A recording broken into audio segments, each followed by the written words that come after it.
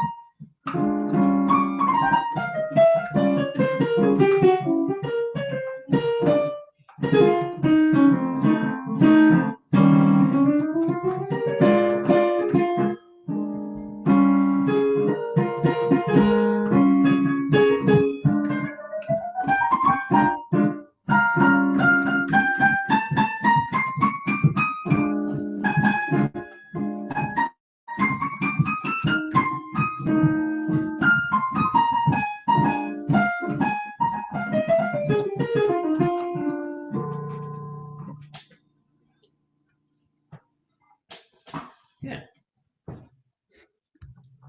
All right. Thank you, Jackson. Thank you.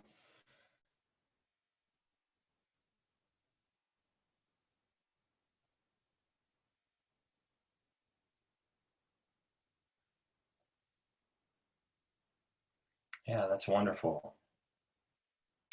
Well, I think we're just about ready to begin. All right. All right. So good evening, everybody. I think we're just about ready to start. Thank you for being here. My name is Josh Forsyth. I am the drama teacher at Franklin High School and your host for tonight. We're going to be people are going to be joining, and there might be people joining right now. Um, and so, just happy that you guys are here. Um, so I just want to thank you for attending. This is our fifth annual storytelling a Fast Story Slam event. It's hosted by the theater department and the FHS library. And just happy to have you guys be with us for an event that brings the community together to tell stories. That's what tonight is about. And this is an experience that all of us have in different ways, whether it's sitting around the dinner table and telling stories to each other over a meal, or calling a friend on the telephone and catching up in that way, or in this new way, which is over Zoom. It's what brings people together. So tonight we have 7 storytellers for you that you're going to hear from. 7 storytellers, 4 students, and 3 staff who are going to be telling a 5-minute true story from their life. And tonight the theme is borders. And I'm going to introduce them here in a second, and we'll get going on the storytelling. But before we do that, I need to break down a little bit about how this works in terms of how the show is going to happen. So the storytellers that are going to be telling stories tonight participated in a storytelling workshop that we conducted the week before the fall break.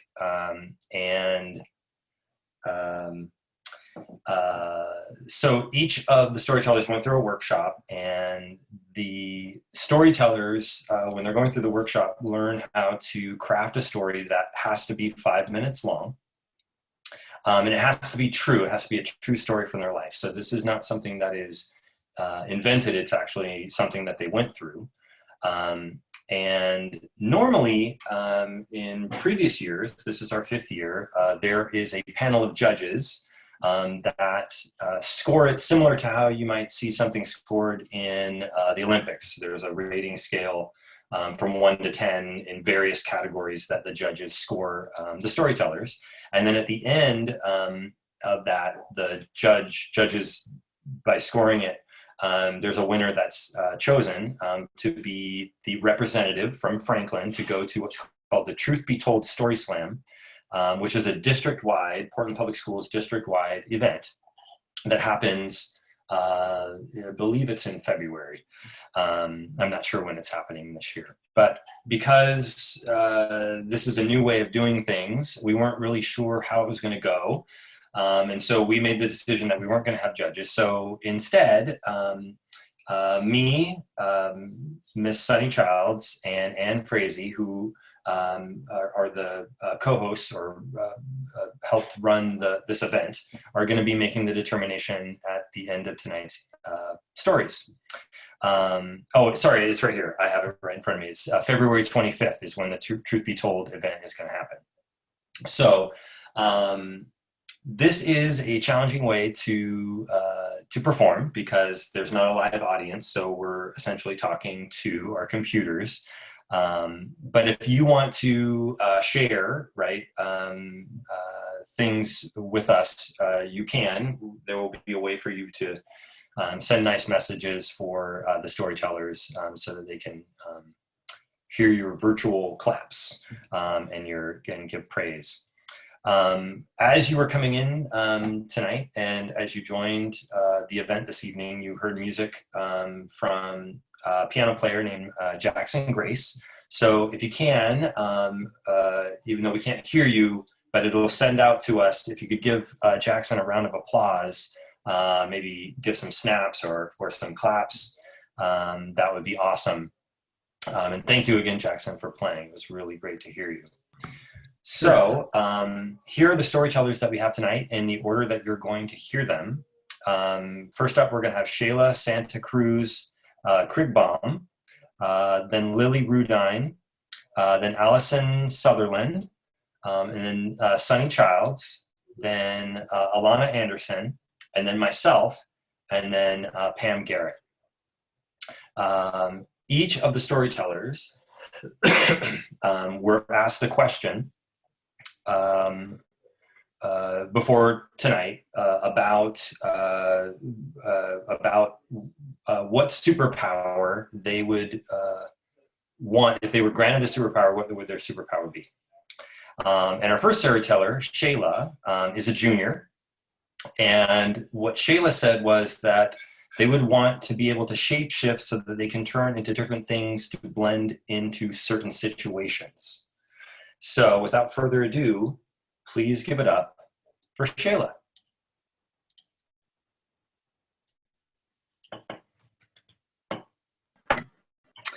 As a young teenager, I always wanted to be different from others. I always wanted to be walking around, whether it be at school or on the streets, and have people stop and stare and think, what the hell is that? But the thing is, I never really tackled that goal on my own because making decisions and liking things for myself was way out of my comfort zone. And usually I would find someone who was really unique looking to me, and I would just blindly turn myself into a carbon copy of them because I thought they were really cool, and I wanted them to notice me. And that got me in some really unknowingly sticky situations. So let me take you back to 6th grade Shayla. I did not look like this. I wore really bright colors. I had like sassy t-shirts that said like, oh, don't talk to me, I'm cooler than you. I would wear like a lot of floral print, and I like listened to whatever came on the radio. And I was really bubbly, and I had a lot of friends. And then I met this guy, and he was the complete opposite of what I was. He wore all black every day. He didn't really have a lot of friends. He tended to keep his circle small. He was pretty shy, and he was a metalhead. And for some reason, I was really drawn to that. And I wanted to be his friend. So we became friends, and then we dated, and then we broke up. And I was so devastated that I would text him and be all like, can we at least be friends? And he would just not budge. And I was so determined, so I did the next best thing. Why not just get in the metal? He would like that, right? So I knew nothing about metal. So I would just look at his t-shirts, write down the band name, look it up at home, and then listen to it. And the first band that I got into was Slayer, which is like thrash metal, really fast-paced, loud guitar, metal stuff. And I remember listening to it, and I was like, this is not what I would listen to, because it was all devilish. It talked about hell and gore and all this stuff. And then I was like, I think I like this. So after that, I got into like the stuff that everyone likes, like Black Sabbath, Metallica, surface stuff. And then the more I blindly followed this guy's t-shirts, the more extreme metal I listened to. Like, for example, I started listening to black metal, which sounds like TV static. And then I dabbled in a little bit of gore grind, which sounds like pig noises, like literal pigs. And then if death metal wasn't enough, get this, slamming brutal death metal. So I continued to tolerate that. And then I started buying band shirts from Hot Topic, showing them off, taking selfies, posting on Instagram with me in it. And then I started collecting records. I'll go to the record store, buy whatever makes me look brutal, listen to it, and then throw it in the back of the collection and not touch it ever again, because I didn't really like it. I continued to do this for about 2 years, most of middle school. And then fast forward to now, I'm a junior. And him and we've separated in freshman year, and I figured it was like I couldn't like follow him anymore. It wasn't worth it. And I've been out of my metalhead phase for a while. And I remember one night I was looking at my record collection, and I find this one record, and I say to myself, there is always something very fishy about this record. So I do some looking, and I remember the guy who made the project, it was like a black metal project. In his old band, he got arrested for 15 years because he stabbed his band members to death, and he set some things on fire that shouldn't have been set on fire. And then I remember he had a YouTube channel. And I remember this guy telling me to like, oh, check out this YouTube channel. I was like, okay, I'll do that. And then I would just skim through the videos. I had no idea what the hell this guy was talking about. And when I did more digging, I found out that his YouTube channel got taken down for harmful conspiracy and hate speech. Wow. So I go down to my parents and I say to them, hey, there's some records I want to get rid of. And then my parents say, whoa, what are you talking about? You're not going to get rid of any of your records. I'm like, no, you don't understand. And then right before I can say the next thing, my mom says, oh, you mean those records that go, ah! And then I say, yeah, those records. So they agree to look through them. I bring down a couple of records, and then I get the courage to say my actual true reason. And I say, also, some of these records were not made by good people, and I don't want hate in my record collection. So, and then I also said, I also never really was into this. And then my dad says to me, so you were a follower, huh? And then I look down, I'm like, yeah, I was. So my dad puts the records up on OfferUp. I go back to my room, sit on my bed, and then I begin to reflect on what my dad said. He was right. I was a follower. I never did anything for myself. And being a junior in high school now, even though I want to slap middle school me very hard across the face for what she would do, I also want to give her a really big fat hug and tell her that everything will be fine and dandy in the end. And then one day she will come out of her comfortable, warm shell and then use these experiences as tools to find out who she really is, a leader. Thank you.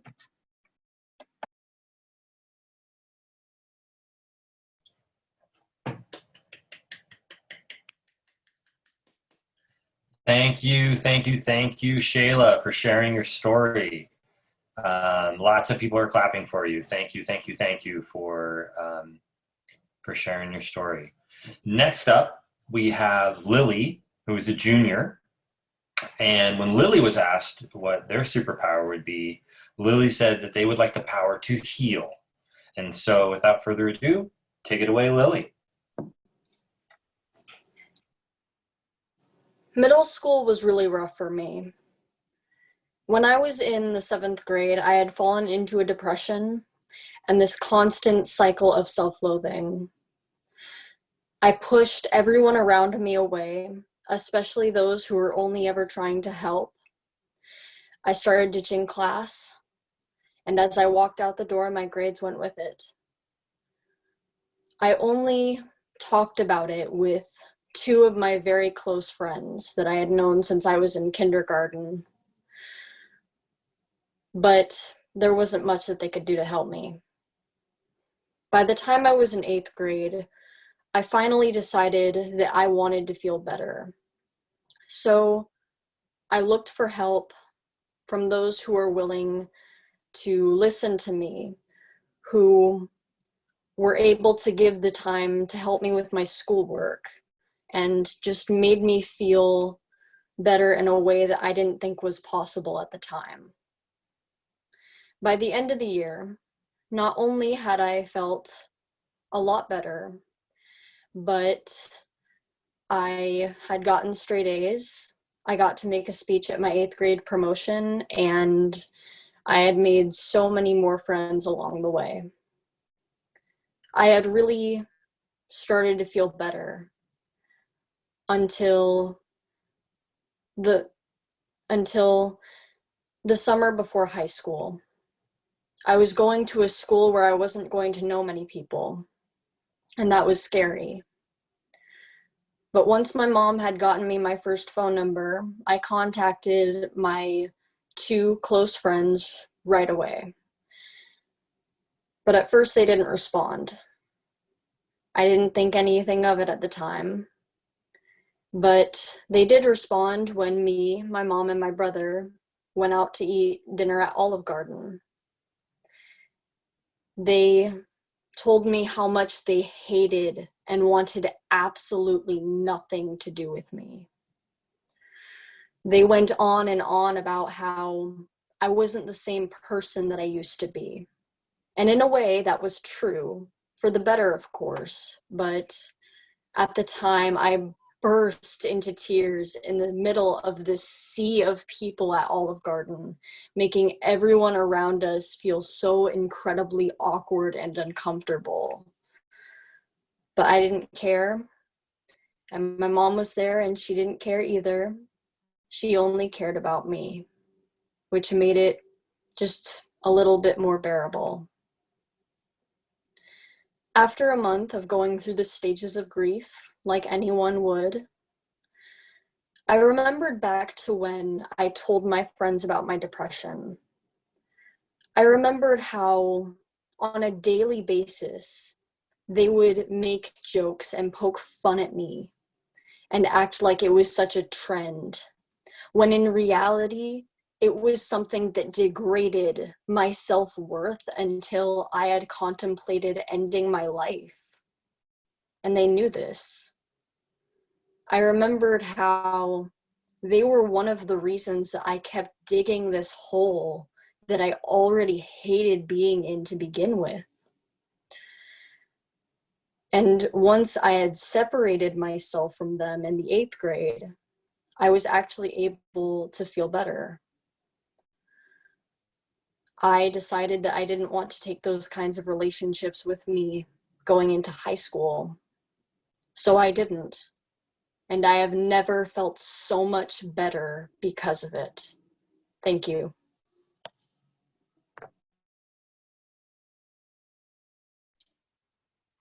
Thank you, Lily, for sharing your story.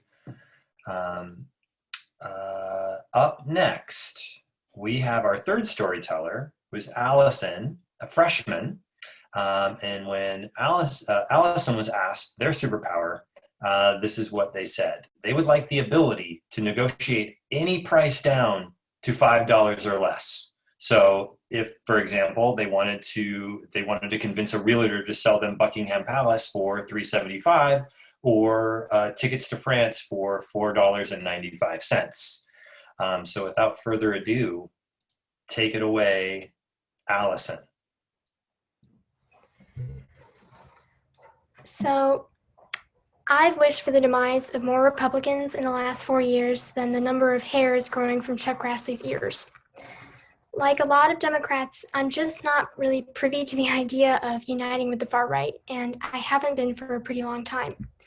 To me, it'd be like if an antelope tried to compromise with the alligator that just tore its legs off.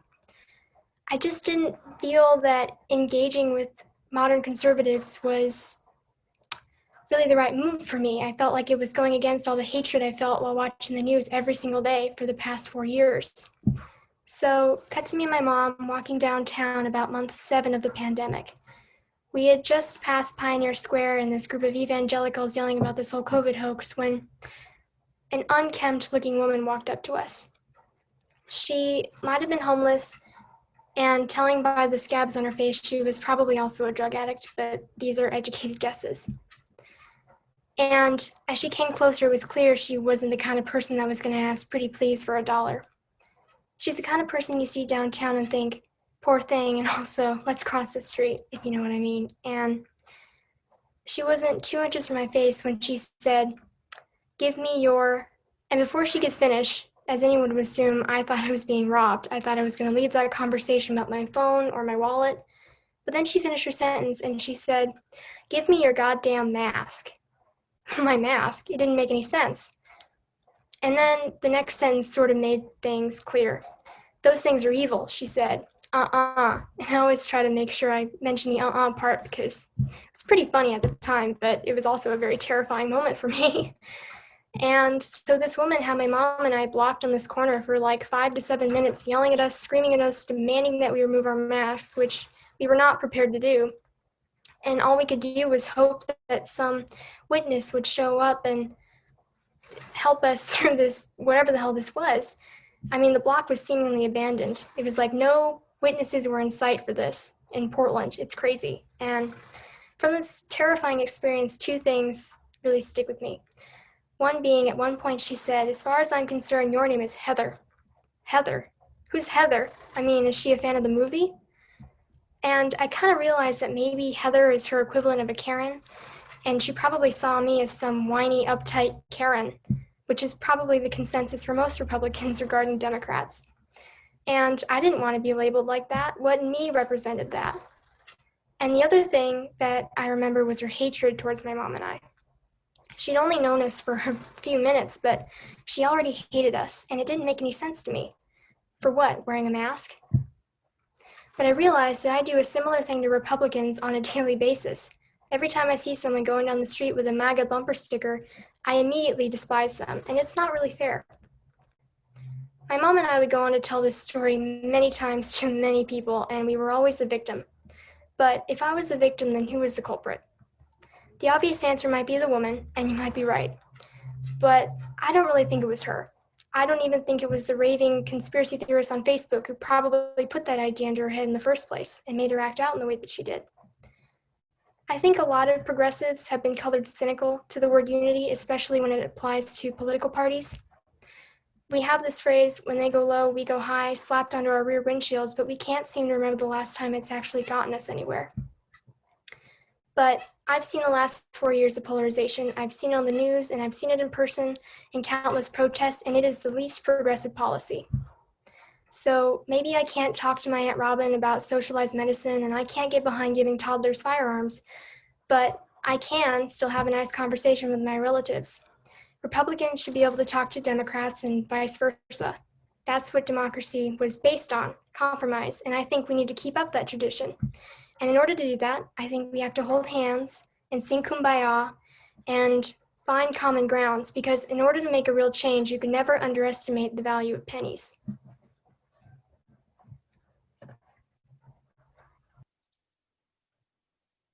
Thank you very much, Allison, for sharing your story. And again, please, even though we can't hear you, literally, we can hear you. We can hear you through the Zoom. Through the Zoom, we'll hear your clapping. So thank you for sharing your story. And next up, our 4th storyteller is Miss Sunny Childs, our recently retired librarian from Franklin High School. And when Sunny was asked what they would want as a superpower, Sunny said they would like the ability to teleport so that they could see their stepmom in Hawaii. And without further ado, take it away, Sunny. Hi there, it's really nice to see everybody, even if it's virtually. And I'm gonna go ahead and tell you about my story. So the year I turned 14 was my crossing over year. It was the year Randy Beers, my childhood friend, died of leukemia, and I saw death close up for the first time.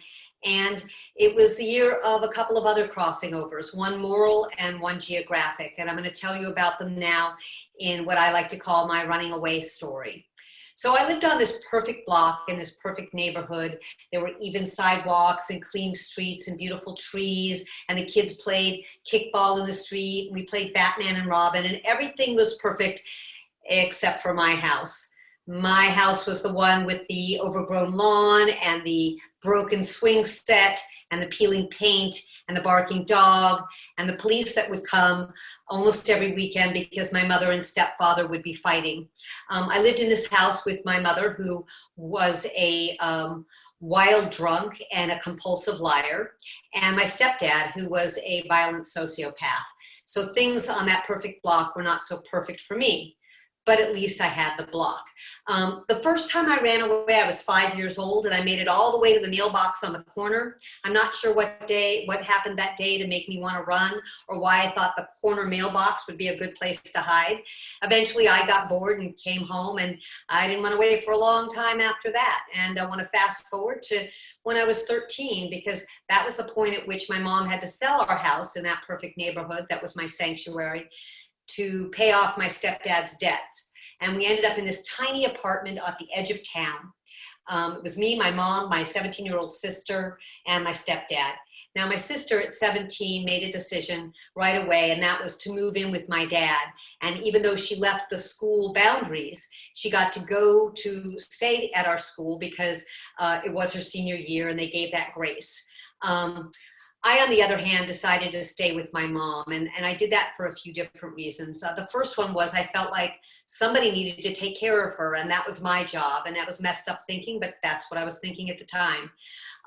Secondly, and probably the most difficult part, was that no one asked me, no one suggested it, no one said, why don't you go too? And I was afraid if I asked and someone said no, that would be a rejection I couldn't stand. So I stayed. And then the last reason was the really practical one.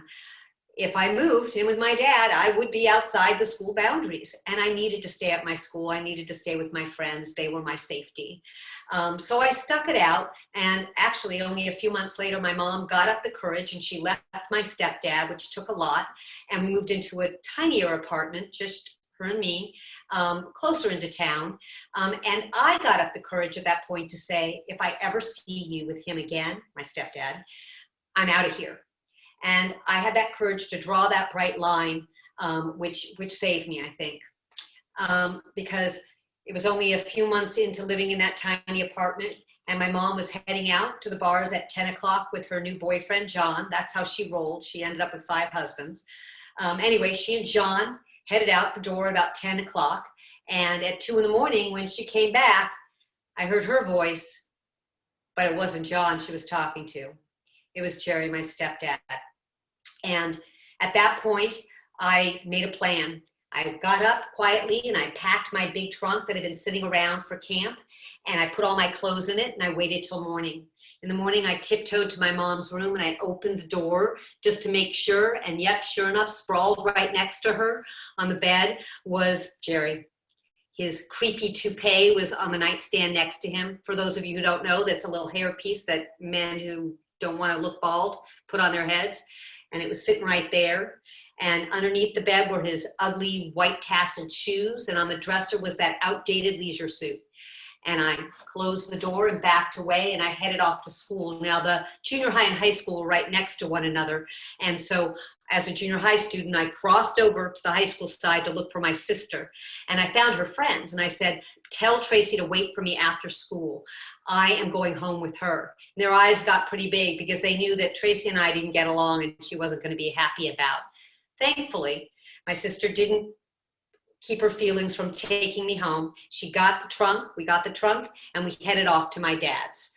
And as we're driving to my dad's, I realized, oh shoot, I have got a problem to solve, and I've got to solve it right now because I want to be at my dad's, but I also need to stay at my school. And by the time we got to my dad's, I had a plan. We called a friend who was willing to offer up her address. We got a utility bill. We whited out our address. We typed in, there were typewriters then, we typed in the new address of our friend, and then we copied it several times so we couldn't see we had been playing with it. And we submitted that as a change of address, and the school for 4 years never realized I was outside their boundaries, thank goodness. And while I was in high school, enjoying my friends and enjoying the safety of my dad's home, there was occasionally a time when I said, I kicked myself. Why didn't I do this sooner? It was so easy. I just had to get up and go. But I also forgave myself because I realized that it isn't always, easy to recognize that sometimes there is such a thing as a good lie. Thank you. Thank you, Sunny, for sharing your story.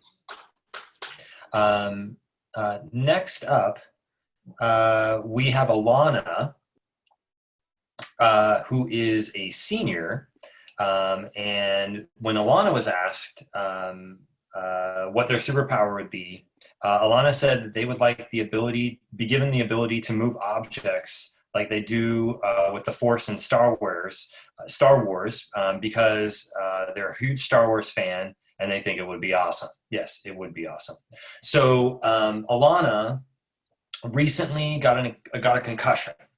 So instead of Alana telling you the story live, Alana made a recording of their story as a way to avoid more screen time with light. So we're going to play the recording of Alana's story. I'm very shy, and I also like girls, which makes it very hard because number one, girls are very hard to talk to, and number two, they're extremely intimidating. It feels like there's a glass wall between me and you girls. I can see them, they can see me, but we can't quite get to each other. Walking down the hallway, damn it, every step I take. But suddenly, I get this burst of confidence. I'm like, you know what? Screw shyness. This is stupid. I'm gonna go say hi to her if it's the last thing I do. So I turn around and I'm about to go up and catch up to her and say hi. Somehow, one way or another. Sunny, I think that you accidentally went too far. I never did talk to that girl. Oh, sorry, yes. We're going to back it up and start over. Sorry for the technical difficulty. I'm very shy, and I also like girls, which makes it very hard. Because number one, girls are very hard to talk to, and number two, they're extremely intimidating. It feels like there's a glass wall between me and you girls. I can see them, they can see me, but we can't quite get to each other. Whenever I try to talk to a girl I think it's pretty or cute, I either stumble my words, get super anxious, or just head towards the nearest exit. So it's junior year. I'm feeling pretty good, but I really want to meet a new girl or talk to, the girl I like. I'm an open book, I'm ready to get out there and break that glass wall that I have in front of me a little bit. So one day I'm walking in the stairs in the cafeteria and the sun is shining through. It's a beautiful day out and I see this girl at the bottom of the stairs. She has brown eyes. Sorry, brown eyes and blonde hair, and she's really pretty. And she smiles in my direction. My first thought is, she's smiling at me? So I look behind me. There's no one there. So I think she's smiling at me. So I smile back. I walk down the stairs. Oh, she goes out the side door. And I'm like, oh my God, this is awesome. She smiled at me. From my gaydar sense, I'm pretty sure she's into girls. So I'm like, okay, maybe I could talk to this girl. You know, I'll see her around and I'll say hi. You know? But first, I need a game plan. So I asked my brother for advice. The first thing he tells me is never say Coolio. I tend to say that a lot. He's very strict about this. He mentions that it's very uncool. So I'm like, okay, I can do that. The second thing he says is never use the phrase awesome sauce. Okay, easy. And he goes on and on about how I have to just go with the flow, just talk to the girl, don't think and just do. So in the next couple of days, I see this girl, and she's eating lunch with her friends. And I'm like, okay, this is my opportunity. I can go say hi to this girl. So I'm like, okay, I got this. I have my brother's advice in my head, you know, don't say uncool words, you know, all of that. I'm kind of second guessing his advice because I'm not as outgoing as him. You know, we're very different. Maybe I shouldn't do this, but he's my brother. I love him. I'm gonna listen to his advice. I'm gonna do this. So I'm getting ready to talk to this girl. I have my phone. I start sliding through my fake Instagram posts. I don't have Instagram, but fake it till you make it. So I'm very fakely scrolling. I'm sliding over to make eye contact and talk to this girl. And I'm just about to make eye contact, almost there, and the bell rings. And I was like, oh, damn it. Ring, ring, ring. And I'm like, oh, damn it. You know, my phone falls. I'm a mess. The hallways are erupting with people. She was sitting right above the entry hallway at Franklin, so we all know that people are coming in, people are opening the doors to the classrooms. It's loud, kids are running. It's a mess. I'm cursing myself as I'm walking down the hallway. Damn it, every step I take. Oh my God. But suddenly, I get this burst of confidence. I'm like, you know what? Screw shyness. You know, like, this is stupid. I'm gonna go say hi to her if it's the last thing I do. So I turn around and I'm about to go up and catch up to her and say hi somehow, one way or another. I end up checking out. I never did talk to that girl, but I did talk to a girl I liked. And I did break that glass wall a little bit. And as the pandemic hit, you know, that glass wall literally got put back up. And it really made me realize that I need to start getting myself out there. I need to start talking to people. I need to start not being afraid to talk to girls, you know, not being afraid to put myself out there. I'm going to college next year.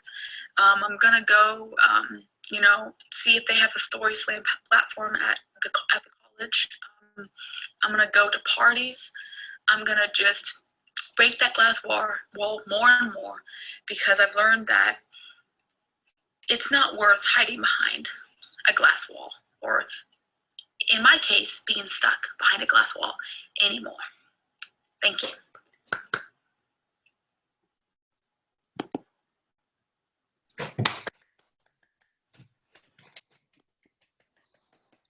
Thank you very much, Alana, for sharing your story. It was apologize for the technical difficulties at the beginning, but we restarted it and we got to hear it, and it was wonderful. So thank you for sharing.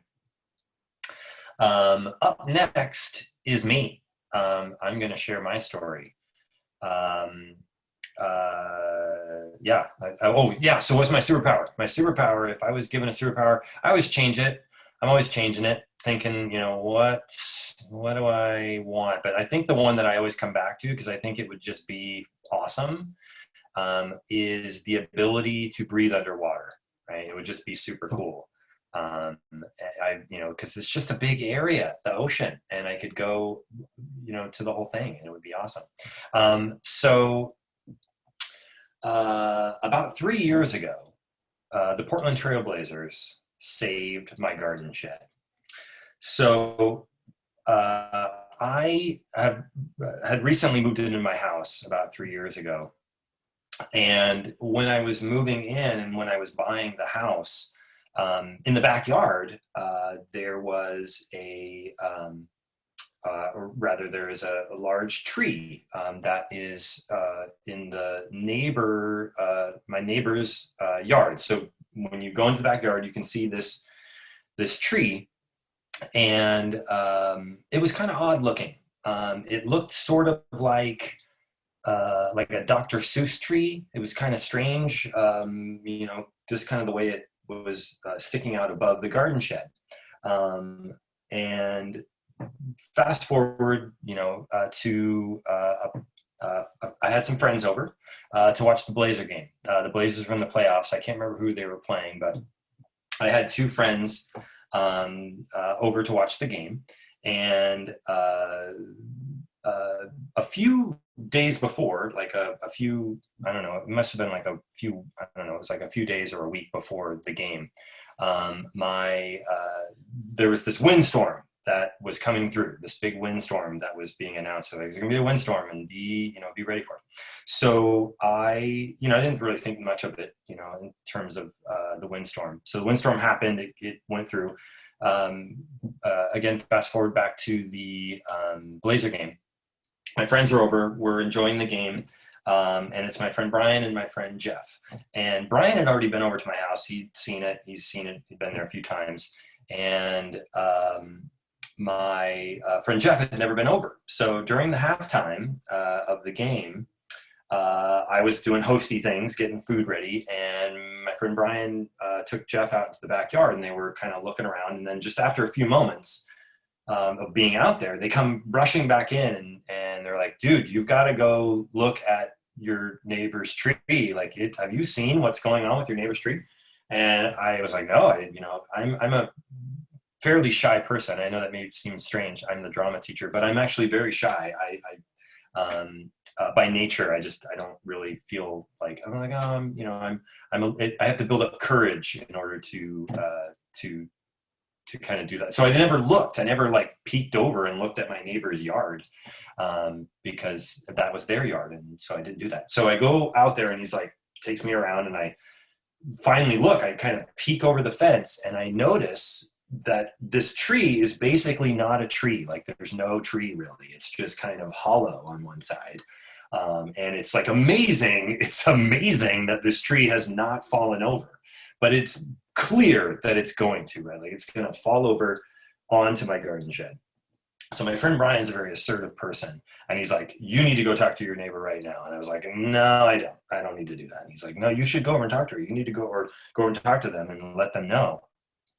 And I was like, no, I'm good. We can wait until after the game. It's fine. I don't need to do that. And he's like, well, I'll go talk to her. I was like, no, you don't need to talk to her. I'll take care of it. I'll do it tomorrow. And so the game happens. They go home.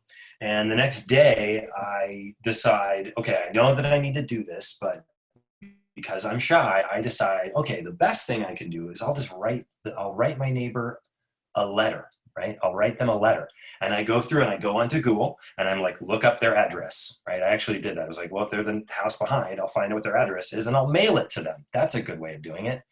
And then I realized that's silly. I can't mail a letter to my neighbor that lives on the other thing. So I finally built up the courage, and I'm like, okay, I'll just walk it over. I'll put it in their mailbox, and then they'll see it, and then I'll leave my phone number, and then they'll call me if they have, any questions about the tree.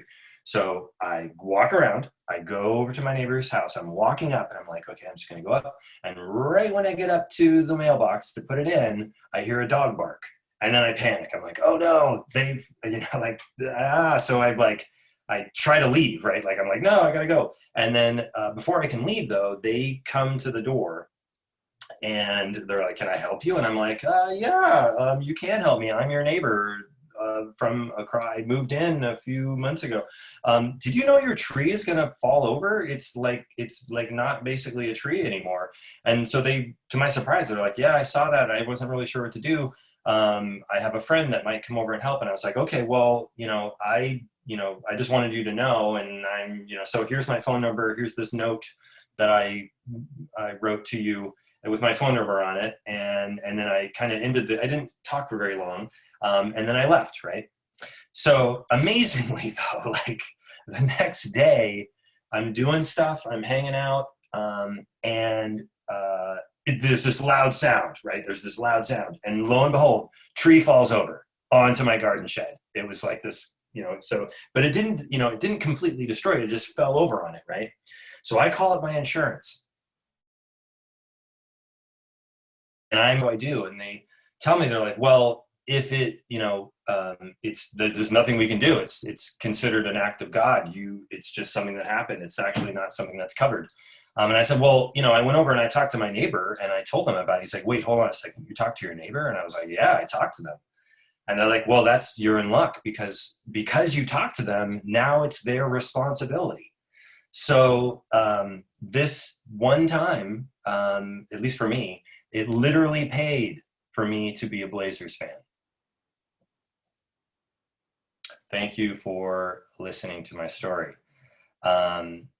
Last but not least, we have our seventh storyteller tonight, who is Pam Garrett. And Pam, when asked what their superpower would be, Pam wants the ability to not only be immune from COVID, but also make everybody that is around Pam, anybody that's around Pam would also be immune from COVID. So without further ado, Pam, take it away.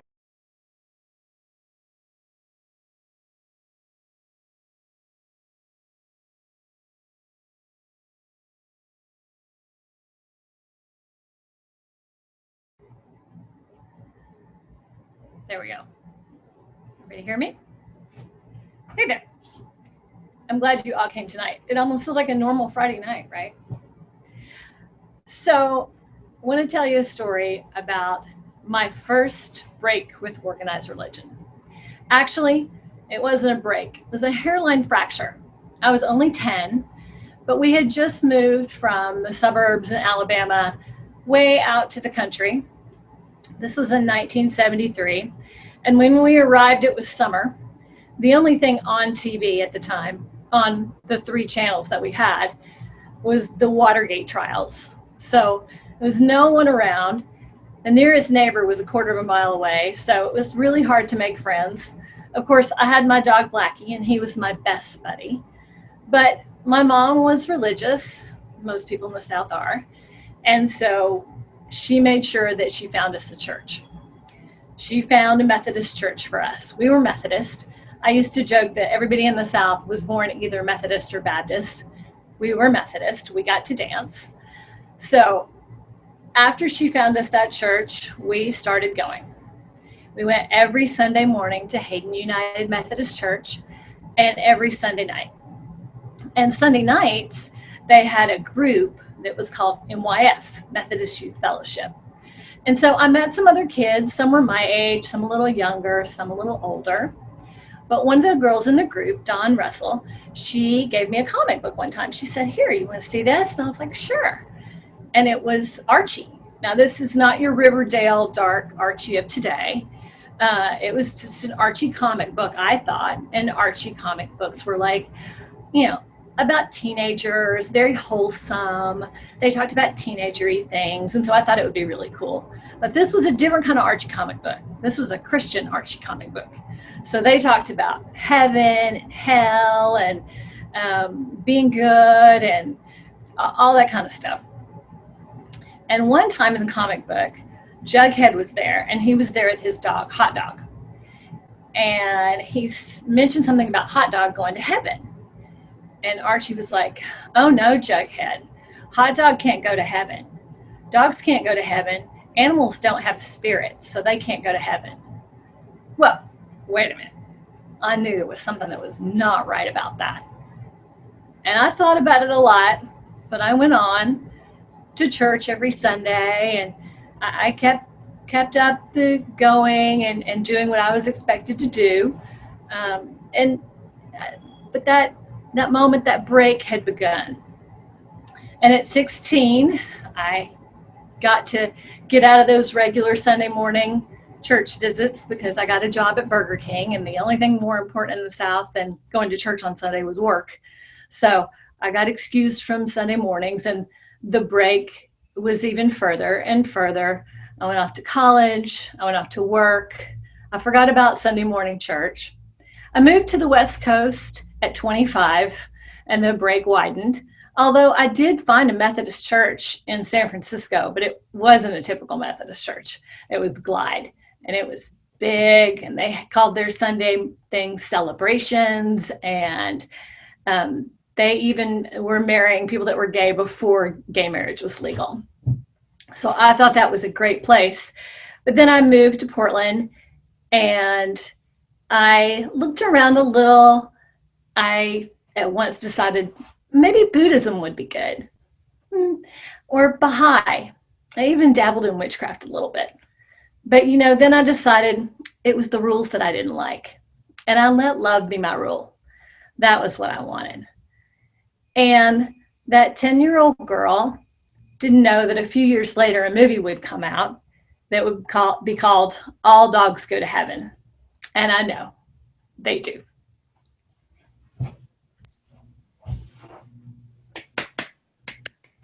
Thank you very much, Pam. Thank you for sharing your story. So I want to mention a couple things before we go off and deliberate here. Just things that are happening. I just wanted to make sure that people heard about these. One is an event that's going to be happening at the end of February. The theater department is gearing up to produce a play called She Kills Monsters, which will be brought to you virtually. So be looking for that. We'll have more information. We're going into auditions next week on Monday and Tuesday. The second thing that I wanted to remind people of is that the Truth Be Told event is on February 25th. And so the person that's chosen from tonight is going to be representing Franklin in that event. And then the last event that I wanted to put in your brain is the Poetry Slam and Verselandia, which are going to be happening in April. And so there'll be more about that here in the future, but be looking for those events. So we're going to go off and we're going to deliberate here. And while we're doing that, please enjoy some more music from Jackson Grace, who's going to play some more songs on the piano for you.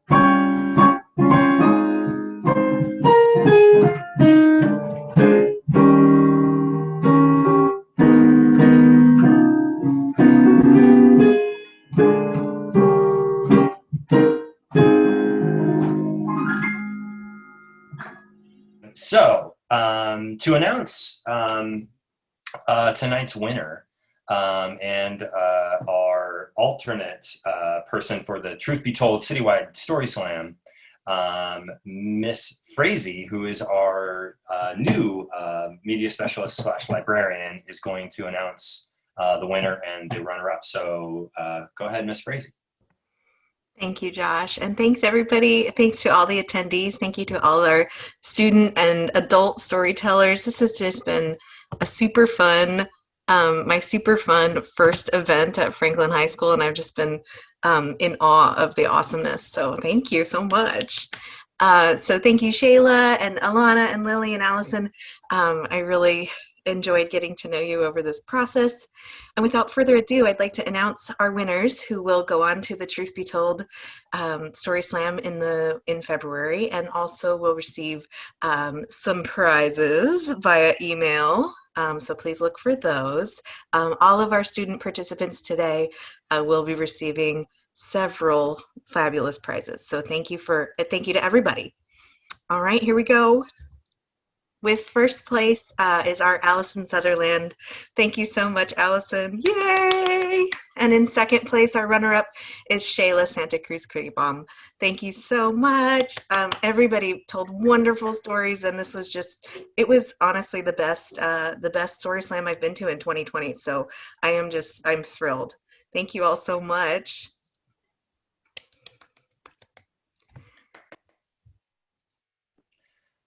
Great. Thank you. Thank you. Thank you. Thank you again for everybody for coming tonight. All the participants are going to be, I got an opportunity to get a ticket for the Moth Showcase, which is happening tomorrow night through Literary Arts. And they're all going to be receiving gift certificates to Powell's Books, which is awesome. I believe there's going to be I'm not sure if it's up now, but will be up. If you want to send us an email or praise to the storytellers, thank you for sharing things in the chat. But if you'd like to, we have an email that you can send to Miss Frazee or Miss Childs or myself. Feel free to email us and we will forward those on to the storytellers. I want to take an opportunity again to thank the storytellers for being here tonight and the bravery that it takes to tell a story like this, and to the PTSA for funding our prizes, to Miss Childs, Miss Sunny Childs and Miss Frazee for helping produce this. And I'd also like to thank Miss Frazee for taking care of all the technical aspects of the show tonight. And creating the webinar that you're watching. I'd also like to thank Ms. Pam Garrett for inviting Sunny Childs to their creative writing class and for going through the workshop and continuing this tradition at Franklin, which is really, really wonderful. And I'd like to last but not least, thank everyone for attending tonight, for sharing some time and hearing some stories from some students and staff at Franklin. It's really wonderful to be here with you. And before we go, I do want to also thank Josh, Mr. Forsythe, for emceeing and being such a great partner. We've been doing this. This is our 5th year, and now it's a trio of us. And it's just a wonderful way to reconnect with everyone and to be able to work with the students and the staff. And I wish I could see all the audience members out there, but I can see your names up there. Some staff, some parents, some kiddos. So love to you all. Keep telling stories. That's what connects us. Good night, everybody. Thanks for the wonderful music, Jack.